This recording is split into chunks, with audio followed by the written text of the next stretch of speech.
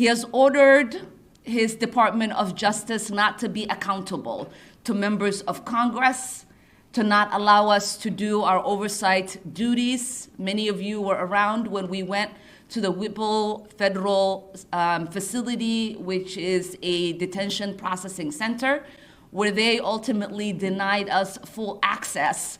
When federal power shows up without clear limits, the argument stops being about politics and starts being about governance.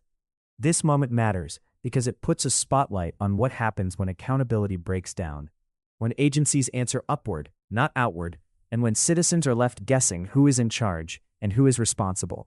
That is the frame for this exchange. Not personalities, not slogans, but a basic question. What happens when executive power expands, oversight weakens, and ordinary people are caught in between? Omar connects this moment to a broader pattern, claims that the Department of Justice was instructed not to be accountable to Congress, and that immigration and border agencies operated with limited oversight. That matters because oversight is not a technical detail. It is how taxpayers verify that power is being used lawfully and efficiently. Not because that there is something wrong with our state, because he delusionally believes he won our state 3 times, even though the numbers show he incredibly lost our state all of those 3 times. He believes he is wronged by the fact that our governor ran as vice president on the last ticket. He believes that it is not okay for our state to so warmly welcome immigrants and help them make a home here and eventually send one to Congress. So his response has been to send a paramilitary force to occupy, terrorize, disappear, and kidnap residents here in Minnesota. He has ordered his Department of Justice not to be accountable to members of Congress, to not allow us to do our oversight duties. Many of you were around when we went to the Whipple Federal Facility, which is a detention processing center, where they ultimately denied us full access to be able to look at what was happening there. We have also seen him and his administration say that there is no accountability for ICE and border control agents.